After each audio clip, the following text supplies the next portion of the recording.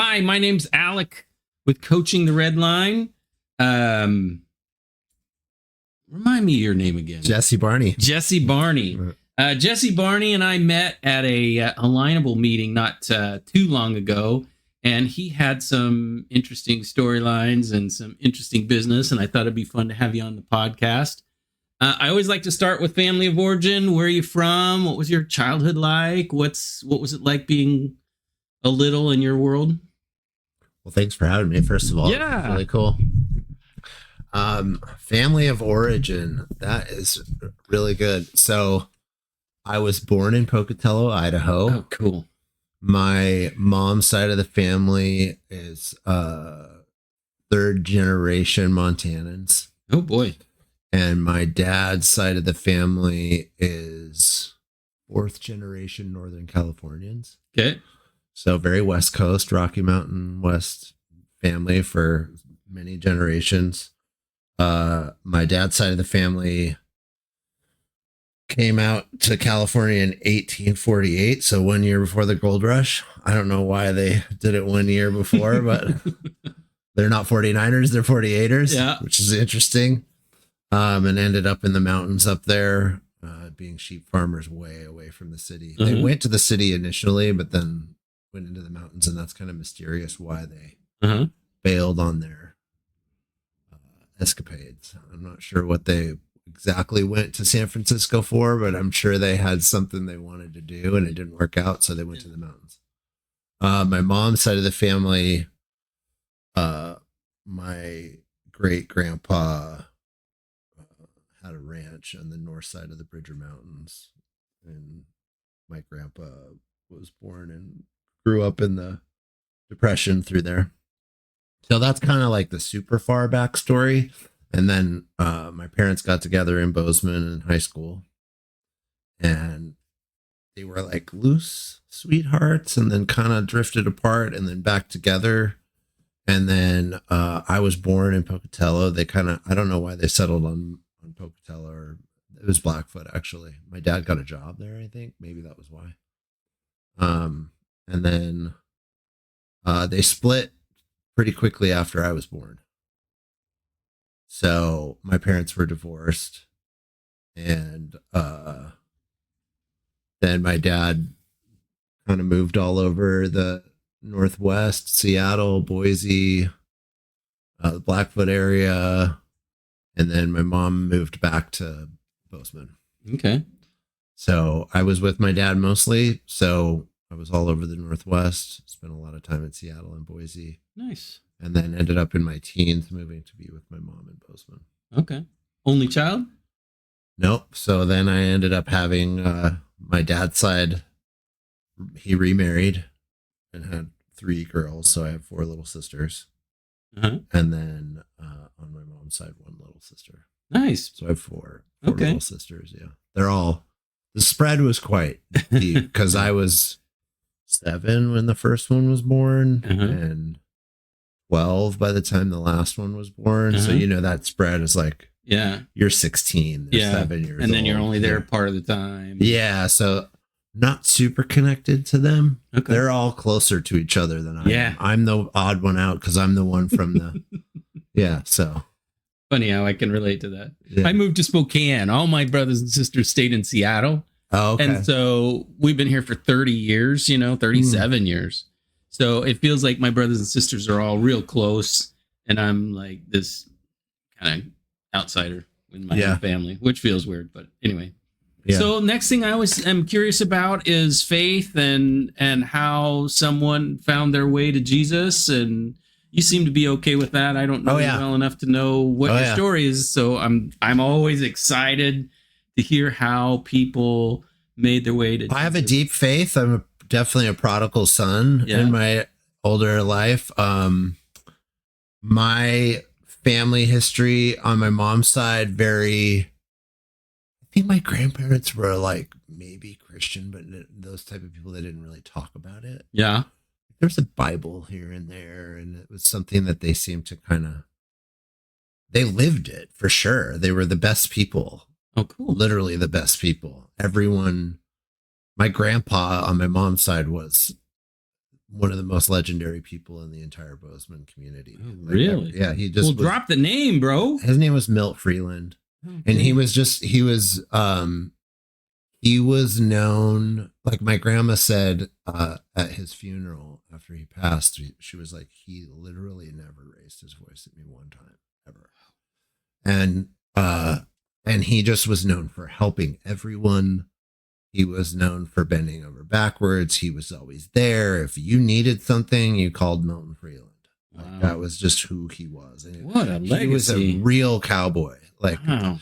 a real cowboy. And like I said, he grew up on a ranch in the north end of the Bridges. Right. So it was kind of like he had that. So he lived it, but there was not really talk about it. And on my dad's side were Jehovah's Witnesses, all of them. Oh yeah, of course. Which was weird. And then my dad was like a black sheep. My whole growing up, he didn't avoided it. So I grew up in this very,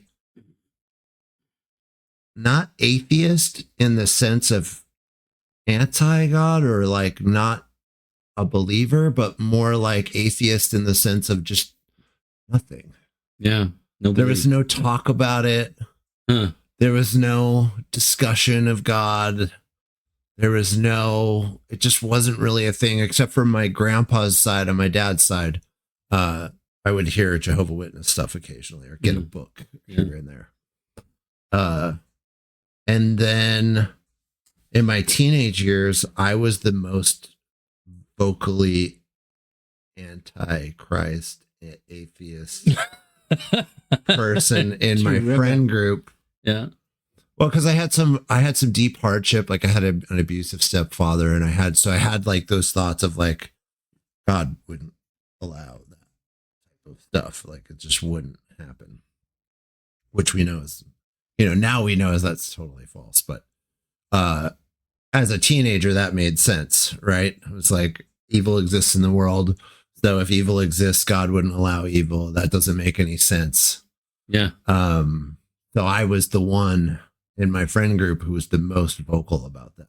And of course, looking back now, it's like I was the one who was the most vocal because I was the one who was closest to, I was challenged. I was like thinking about God the most.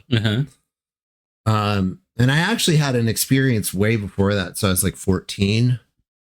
This is a vivid experience where I was in Boise. I was 14 years old. I was going to get on the bus. It was like 7:15 in the morning or whatever that we had to walk to the bus. And of course, our parents at that time made us walk to the bus. Unlike today, I think most kids get a ride. But we would walk. And this particular Boise is usually temperate, at the very worst, it gets like, in the low 30s or maybe in the 20s. This particular morning, it was extra cold and it was windy on top of it. So it was like 10 degrees with wind chill. So it was probably colder than that. And I didn't really have clothes for that because it was Boise kid, right? It's kind of like here, you're pretty temperate. So you're not, if it gets below zero, it's a little outside the ordinary. Yeah. And you're probably not prepared for it. So we're walking and I'm walking with one of my friends. And the wind is just fierce, so it's making it extra cold. And I said as a joke, God, let the wind stop. I thought it would be funny, like to make fun of the fact that, we're cold. There's no way that God would do that.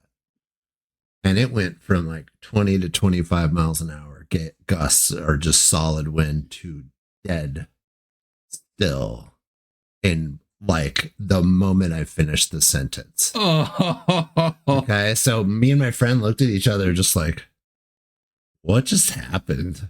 And they're like, so cool. You kind of are like, is this real? Like that's a coincidence, right? Like, of course, this is a coincidence. Like it just so happened. But you never forgot it. Well, hold on. Oh, okay. So we're walking and the wind gradually picked back up. And I looked at my friend and I said, there's no way it happens twice. And I said the same thing. God, please let the wind stop. And again, just dead, like complete stagnant air. It was like, so, you're like, and we're looking and we looked at each other like that really just happened. And of course, like, I don't think we really thought of it anymore. It was something that just happened. Yeah. So that I had a couple of things like that in my young life outside of my, atheist sort of upbringing.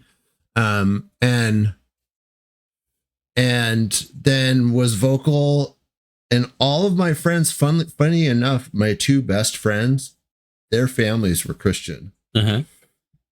And like I said, I had an abusive stepfather. So my mom stayed with him for a long time. He was an alcoholic and all the problems, right?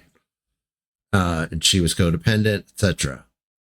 So I would stay at my friend's house all the time, both families, and just to be away from all that in my late teens. So that was part of why I was vocal, because we were going to church all the time, because that was kind of the rule. Like, if you're going to stay over, sure, but you're going to church on Sunday morning, right? I love it. So, which was cool. I mean, great families, the Carlsons and the Kaufmans and Bozeman. But so I was constantly sitting in church listening to these sermons and then thinking through these things. I was really intelligent, and I'm challenging all these ideas. And eventually what happened was my best friend Josh had a pizza delivery job, and I would go to his job about when he was going to finish, and then he would get off and we'd go hang out. And the Gideons had showed up at the high school and given out little New Testaments. Uh-huh.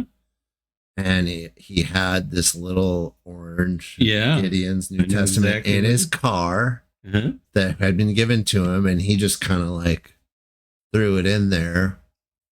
And that week, the pastor, it was an evangelical free church that his family attended. The pastor was an awesome dude. He was a linear teacher. So he would just go through line by line, verse by verse, book by book. He got to John. And so that week he started John 1:1. Great verse. And he did this amazing, he did an exposition of probably, I don't know, the first half of the book, the whole first chunk, where it's like, in the beginning was the Word, and the Word was with God, and the Word, and then how John really cycles around that word logos and the word and all of these concepts that were really Greek concepts. And he was, conveying the message through Greek concepts. And so the pastor did an amazing job of fleshing that all out in the historical Greek and why the Greek concepts matter and the word logos and what it was. And my mind was just like, what? Oh, that's cool. Actually. How old are you? 16, 18? I was 16 or 17. Yeah. 17. Nice. I was 17. So, and I had been challenging, and then he presented that, and it was my first like, okay, wait, hold on. That's deeper than I thought it was. And I had tried to read the Bible through a few times. And I always, I'm sure I got stuck on Genesis 10 or whatever, some lineage thing. And so I sat in his car waiting for him to get off work. This Gideon's Bible was in there. John 1 had just been exposited to me. So I was like, I've never read the Gospels, so I'll just read John, because that seems really interesting. And I kind of had a picture of who John was. I understood that he was he had he wasn't on the Isle of Patmos yet. That was Revelation. But I understood his sort of mind frame. I understood a lot about where he was writing from and how this gospel was different than the other ones. He really did a good job of laying that out. So I kind of like understood that. And then I read the whole thing in 2 sittings, 2 nights in a row, waiting for my friend to get off work. I read the whole Gospel of John. And I just got it. I was like, oh, wait. God doesn't want to send people to hell. He sent his son to save people. That's the whole message. Like, it's not his intention to separate people from him. It's his intention to save them. Yeah. That's a very different way of looking at it, right? Where most people are like focused on the hell part. And it's like, yeah, that's there. But in contrast to that, God is doing everything he can to not let that happen. That's the point. Right? So I got that, and I just immediately, I got saved sitting in the car. I just became a believer right there. I just got it. And cool I understood. Story. Yeah. So that started at 17. I went on to, I then became the most Christian out of my friend group, where I had been the most anti. And then all my friends around me got saved. Oh, that's so awesome. And then was there revival, or was it just all your friend group? Just my friend group. Oh, cool. It was like 4 of us. Okay. You know, just all the tightest best friends. We all just were talking about it. It became a thing. Their families were all Christians, so they already had more interface with it. And then when I switched, I started talking about it from that point of view of the Gospel of John. And I just had this very rudimentary understanding. That's all you need. Yeah. And I had the faith of a child, and that's all you need. Yeah. And that was enough to convince them. Right. So, we all changed our lives radically. Lots of change happened. Lots of cool stuff. Man, that's so cool. We all ended up going to Bible college. No kidding. Yeah. Were you headed to ministry? I was. And then I joined a Calvary Chapel. I went to Bible college at Calvary Chapel. Uh-huh. And then I got married on my first marriage. And we right away went to Africa and lived in Africa for 6 months. Kidding. What on a country? mission. Uganda. Okay. And that was where things changed, because in Africa, it's kind of a long story, but to sum it up, things got very political.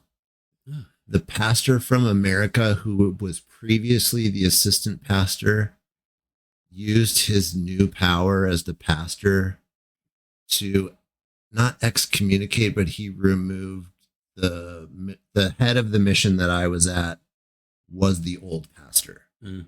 So he kind of like shifted power. He shifted, let this guy become the new pastor, and then he became the missionary. So there was like this authority shift. And too bad. There were some past traumas, arguments, something. Yeah. There had been hurt between the two of them. And the new pastor used his new power to. I wish I could say that was rare. Yeah, I know. It's terrible, but yeah. I found out that that's not rare. No. And that was like a new. I was what? 21, 22, so still really young. Oh, yeah, that is young. Still really young in the faith. Off on this mission. I was like kind of being an assistant pastor. I wasn't really. I was just there helping. I had no official position. I was just there helping me and my new wife. And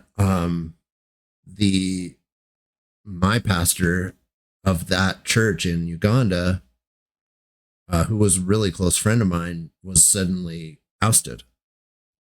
Oh man. And it was so bad that he left within a week of conflict?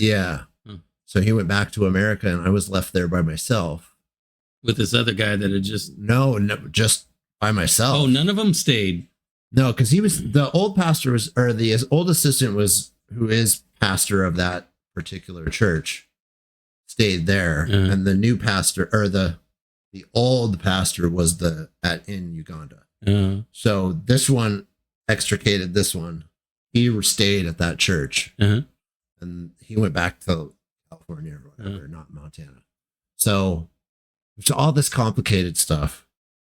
Needless to say, I was left in Africa by myself to let this congregation know that the pastor was gone. And I was on the inside of it. I knew everybody really well. So I saw the political nature of it, and I saw the just the backbiting and the strife and the fighting, and I could just tell. I was like, this is not, you guys, none of this is Jesus. Yeah. Like, whatever this is not the church. This is not Jesus. I don't know what's going on, but it's clearly not Jesus. The way this is unfolding is really not Jesus. And I spoke my mind to everybody, but just was ignored. Mm. And at 21, I had a position of leadership in the church that I just took naturally because I was kind of naturally that way. Not official of any kind, but like people in the church looked up to me as like a trailblazer.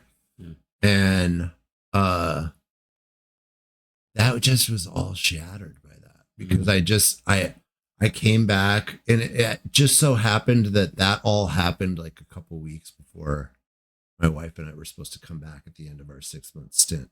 Mm. So we came back just like destroyed. I wish that was rare. Man, that happens all the time with missionaries. I'm so sorry. That's just terrible. I mean, it was good. It was terrible in the moment. Yeah. I thought it was terrible, but you know, it's part of the journey. It's part of your journey, and it's part of my journey. And I wouldn't be who I am today without all of that. Yeah. So, and I wouldn't change that. Isn't that interesting? You know? Yeah. I would have then. Yeah. People say that, you know, my whole life, I'm 63 years old. People have said that my whole life, but it wasn't until something really, really horrible happened to me. Yeah. And God used it to do an amazing thing. My wife got really sick and had a heart failure, and she's fine now, but she died and then came back to life and was in a coma. And it was horrible, right? Yeah. And over the next 2 months, I mean, we weren't sure was she going to live or not live. I mean, it was just terrible. Right. But through the process, what God did in our church and in the community and even worldwide, like there were people all around the world that were watching and praying and waiting and hearing and listening and, you know, just holding our family up. And in the end, I'm like, I'm not disappointed that happened. I mean, I wouldn't want my wife to suffer, but man, it was just, and I suffered too, but the net result was some really cool stuff. Yeah, the net result is cool. The only thing I really regret and wish it's like something that I'm like, that just shouldn't have happened that way, was that didn't cause it, but it was definitely an element that hurt us. So my wife and I, my ex-wife now, it damaged us. Mm. So it damaged our relationship too. Oh, I'm sorry. And there were other things going on that we didn't see. Yeah. That we couldn't figure out, and we didn't take the time to figure out. Yeah. And we just sort of drifted away, and I ended up cheating on her eventually. So that's the only thing that I look back and go, man, I wish I could have stopped for a minute and unraveled all that or put it together or something. We just kind of marched forward, and really it was like driving a car without ever changing the oil. You know, and eventually the motor blows. You know? Terrible. Yeah, so that's the only thing I regret. But again, I still, you know, I was able to find a great woman who's my new wife, and nice. She's awesome, and that part I wouldn't take back. So again, it's weird. It's like, okay, it's not supposed to be the way that it is, but it is the way that it is. Yeah. So you make the best of it, right? Yeah. And we have made the best of it. It's been awesome. Good. Let's switch gears. I have some questions that I'll get to, but I would like to, before much longer in the video, give you a chance to talk about your business or ministry, what you're setting your sights on, what you're working with. You talked to me a little bit about it, but I would really like it if you just sort of explain what you're doing, what's a great client, how you set apart yourself from the competition. Mm-hmm. So I am a branding expert more than anything. So and it starts with strategy and goes to the execution. The strategy part is helping people really understand who they are, what they do, why they do it, who they do it for, and then how they need to look and come across to the people that they're trying to reach, right? So that's the strategy part. And those questions are harder to answer than they sound. Yeah. Right. I know. So that. Yeah. That's diving into them with people is one of my great joys in life. It's so fun to figure out who someone is, why they do what they do, what they do. It's really so fun. Cool. Because it's very much, I definitely, it's akin to therapy. I mean, I'm an unlicensed therapist in many ways. Like, I help people really dive in and figure out their purpose, right? In business. Yeah. So that's the core of what branding really is, right? I like I was just saying, I help cannabis clients a lot. That just come through this really long, circuitous story that I won't tell, but it's come to be that's the case. And I was just telling this story because a lot of times there's this misnomer of in the cannabis world, and it works in other industries too, where they try to attach a celebrity to the brand. Like, because of the big name, it's going to help the brand. And it never works. Never.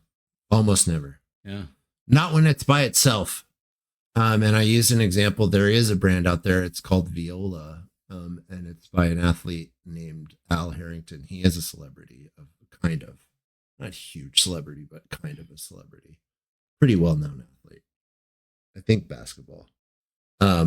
But his grandma had some sickness. I forget what the sickness was. Mm-hmm.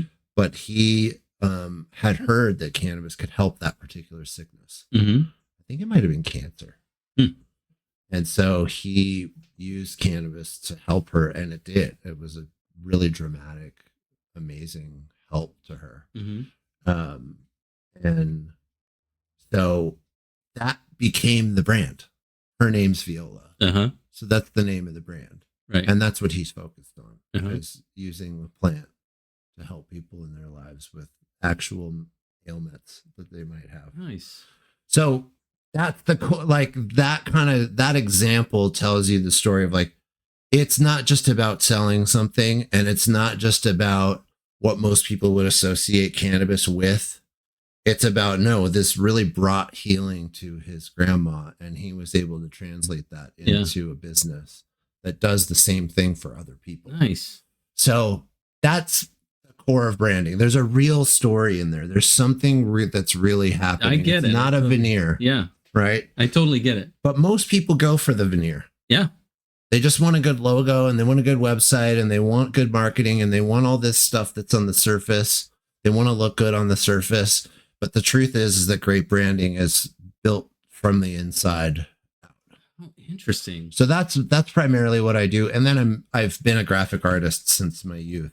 Uh-huh. So I can do all the execution of making logos and typography and website and all that stuff. Nice. So what kind of clients are you looking for? What's your target market? My best clients are always the ones that are either have done a lot of business and are looking to start a new thing. Mm-hmm. So we're doing something from the ground up, but they have experience enough to know not to try to do everything themselves. Yeah. Or there's somebody that started, like they started a company named something like Spokane Falls Concrete. Uh-huh. And they're actually looking to go more national and maybe like serve a lot of regions with their concrete company. Yeah. Well, that name Spokane Falls won't work. Right. It's not big enough. And you'll also run into trademarking problems. Sure. When you use a local place, you're not supposed to do it. So a lot of companies will hit that glass ceiling with their branding and realize we're going to try to grow, but it's not going to work. And that's the perfect time for me to step in. Nice. And help. So you talked before about photography, right? Yeah. So that happens to be one of my best clients, which is a company called Listovo, which is a real estate media company, Uh-huh. photography, Okay. video, etc. Okay. And they're expanding into Spokane, so I'm helping them. Oh, nice. And my wife's becoming a media professional for them, so she's in Cool. training right now. Cool. And I'm doing it too to help her. Okay. But she's really going to be the driving force of that. All right. And that's a perfect example. He was that company where he was Saul Creative, his name, which you're not supposed to do. And then he had expanded into many states and was trying to grow into a fully national company. Right. And Saul Creative just doesn't carry that weight. So we renamed it to Lissivo. Nice. And now he's in 10 states or something. It's always growing, so I don't know exactly where it's at. So I got 2 questions for you, and then we'll end. One is, when has a coach, now most of the people that I talk to don't have a life coach story, but maybe just in your life, a mentor or someone that was coming alongside that was with you through life, how it mattered, how it made a difference in your life. Oh, that's a difficult question, because I seem to kind of always get into the position of being like You're a natural leader. What's the story when I think it's it's either Elijah or Elisha, and they end out in the wilderness and they're kind of complaining that there's no other believers. Yeah. And the voice of God whispers to him and says, "No, there's a remnant, dude." Like, I seem to be that guy who's in the wilderness a lot by myself and feel alone, even though I'm not really. So, and I've learned that feeling is not real, but that's part of that story of the church falling apart, and I had to like forge my own path. I had some friends who became super anti-church and super judgmental and these bitter people, and I was like, I don't want to be that. Yeah. But I don't want to be this either. Yeah. Like, I don't like the way these pastors are acting, and then I don't like the way they collect money. I don't like any of that. But I also don't like the way these home church, anti-church people are super judgmental back against them, and then they hate each other. Yeah. I'm like, ugh. Yeah. I don't like any of that. That doesn't seem, none of that feels good to me. It doesn't sound, I'm like, I read the Bible, I'm like, this doesn't match. Yeah. None of this matches. Yeah. So then I end up like, I don't know. You know? Yeah. I'm just like lost. And I'm okay with that, I guess, you know, because it's the blind who see, and I feel super blind. You know? So that's kind of, so coach wise,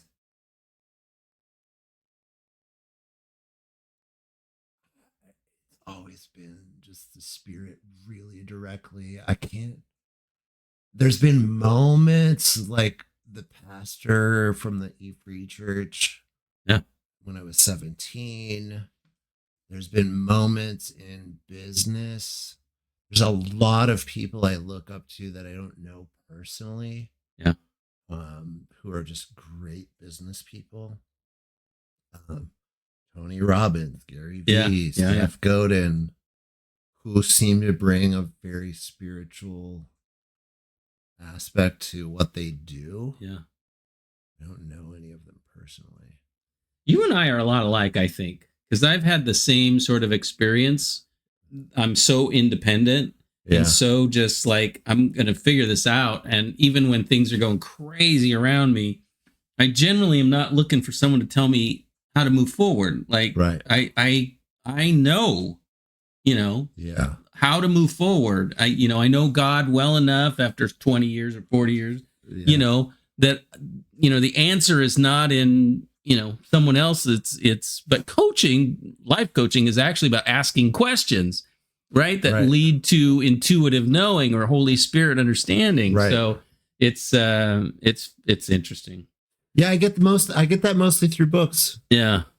Yeah. It's mostly through books and through podcasts and things like that, where it's people that I look up to that I go, okay, what is the, and then they have a good Yeah. maybe not the answer, but they have like, look over there. Yeah. Good. You know, like, oh, okay, yeah. And I learn a lot of principles that way. Yeah. Yeah. What are you excited for in 2026? Oh man, a lot. I have a bunch of really cool projects going on. That company, Lissivo, growing into Washington State. Mm-hmm. My wife's taking a huge part in that, as am I. It's a radically fast growing company. It's one of my best clients ever. It's turning out to be one of the best branding projects I've ever done. Nice. And the owner is just really a really great entrepreneur. Yeah. Are you coming to the meeting tonight? Real estate investment meeting? Is that tonight? It's tonight. 6 o'clock, 6:30. I did plan on it. You should come. It's going to be awesome. Why did I not put that on my calendar? Because I didn't see it. Yeah. 6:30, Black Diamond Bar. That's right. Yeah. Yeah, I would love to. You should. I'll be there. Okay. Final question. How can someone get a hold of you? Website, email. I'll put it right here right down here, actually, right here. All right. You can find me on all socials at the Jesse Barney. So TheJessesseBarney. Okay. That's one of the easiest ways. Okay. And then website barneydesign.co. Okay. So those are the two places. I put out a bunch of content. I haven't been doing it as much recently because I've been really busy, and I'm as a solopreneur sort of. Yeah. If I get super busy, I stop putting out content. Yes. Right? Yes. I know the feeling. So, but I do have a lot of content out. Yeah. So if you hit my Instagram or my LinkedIn, not really Facebook. Facebook's really for family and stuff. I don't really put a lot of stuff there, but yeah, LinkedIn and Instagram, I have a ton of stuff. Okay. And if you want to see me be like very politically charged, you can go on X. But I'm going to ignore that. Maybe we'll talk later. But if you're interested in that. I'm trying to stay out of politics just because I am so passionate one side or the other, and I end up just pissing people off. So, anyway. That's okay. Yeah, well. I ignored it for a really long time, and I've come to realize that I regret that because the country has gone to a place that I really hate. Yeah. And I'm like, I spent 20 years not being involved. Yeah. So I can't whine about it. It's like I can only kick myself. Yeah. So now I'm more involved. I try to have a voice.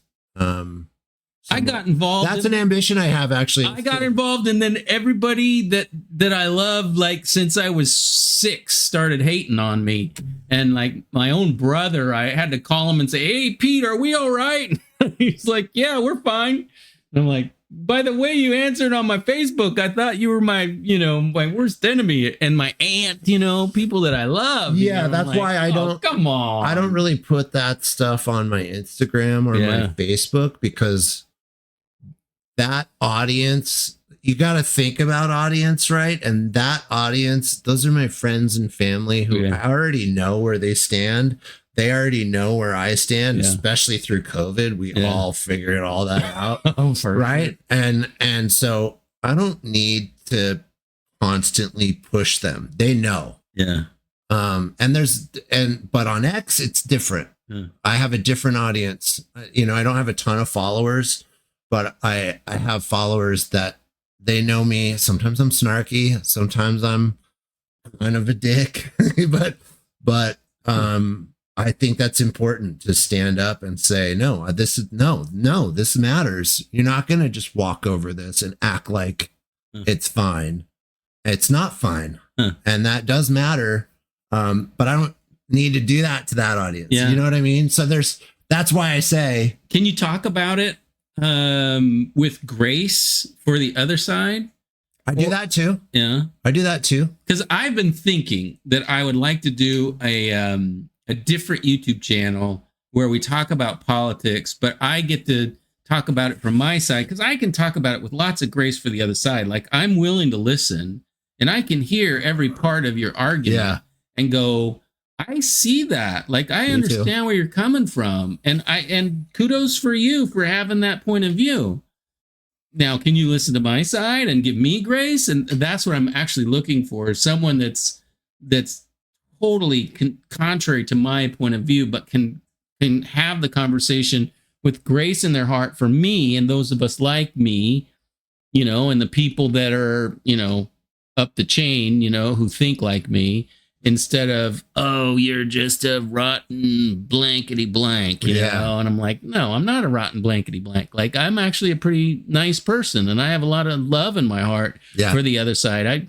I've started to really honestly pray for people who think total opposite than me, and think, God, I want them to be good with you. I want them to be good with their cats and their dogs and their wives and their children and their grandchildren and their neighbors and their everyone. Like, bless them and don't curse them.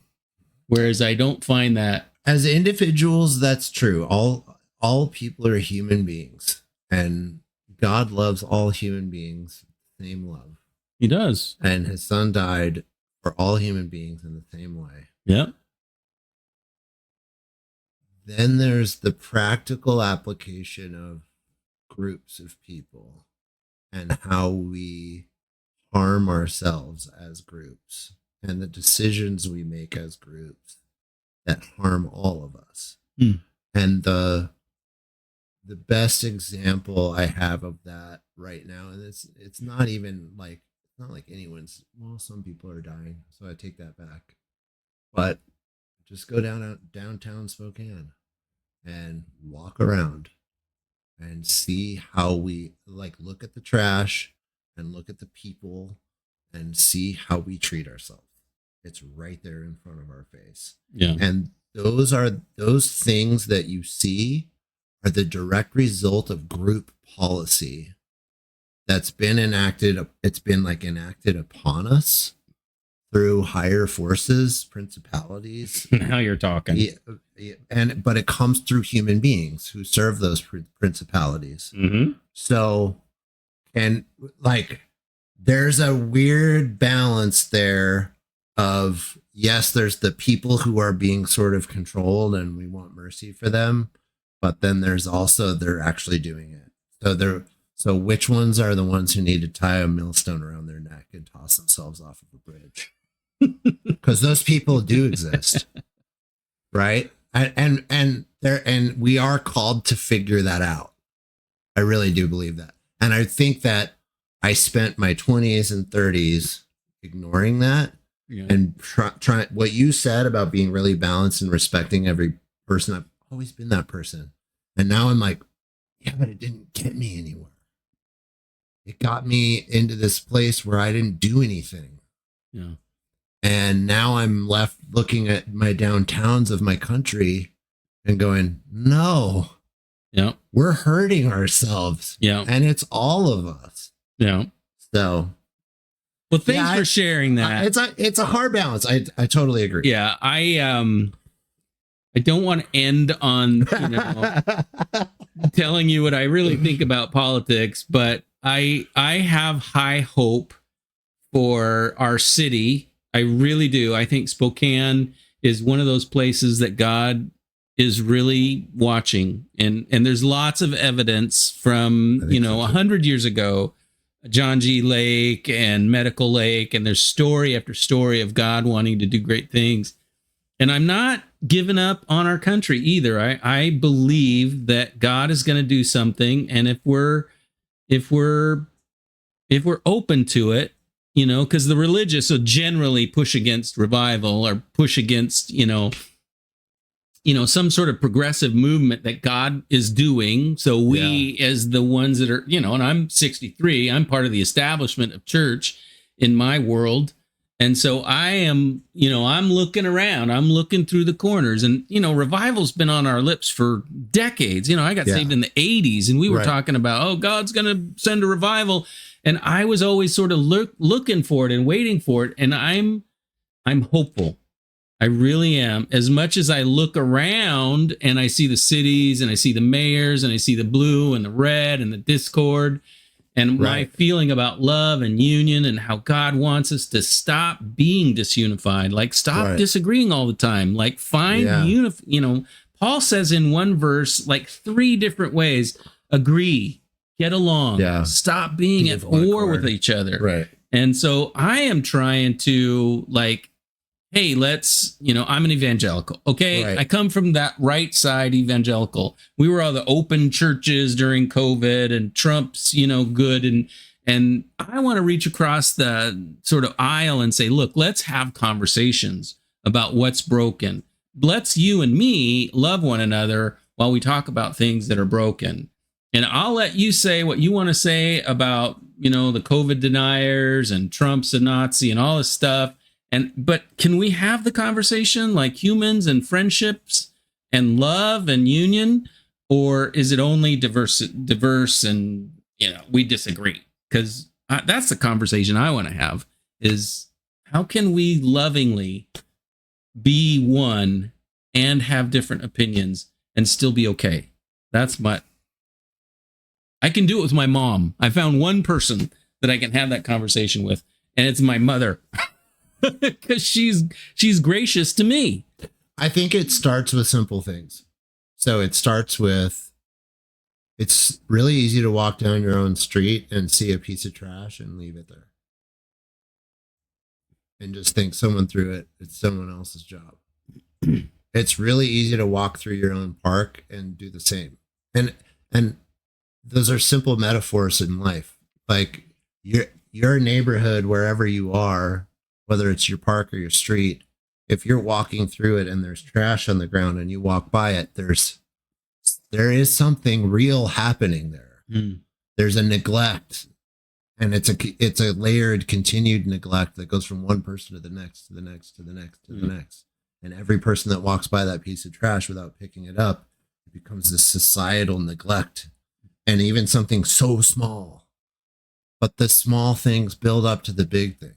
Yeah. So that's the type of thing that I'm constantly, it's like in here just grinding, is like, if we as people take those small things around us and take them super seriously, that builds up into the bigger, more intense things. Interesting.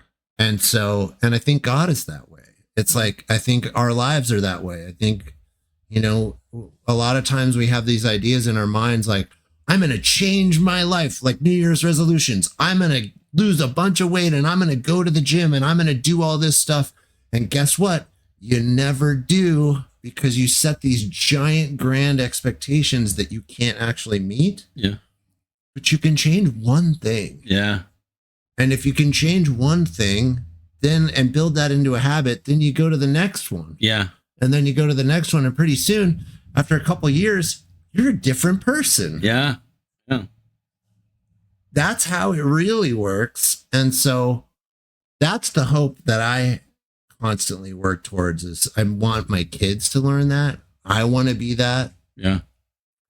So that I think if people think about it that way, there is real hope. Yeah. Like super, super real hope, because it's really tangible right in front of you. And the trash thing is just like a little metaphor. You can look around and see what's a little problem, a tiny problem that's right around me that I can solve right now. Solve it. Yeah. Stop being a lazy butt and just walking by it. So that's well, thank you for coming on my my podcast. I'm Alec Gonzalez, coaching the Redline, and Jesse Barney. We'll have some information on the lower screen. Thank you so much for coming on the podcast, and see you next time. Thank you, man. All right. Appreciate it. Yeah.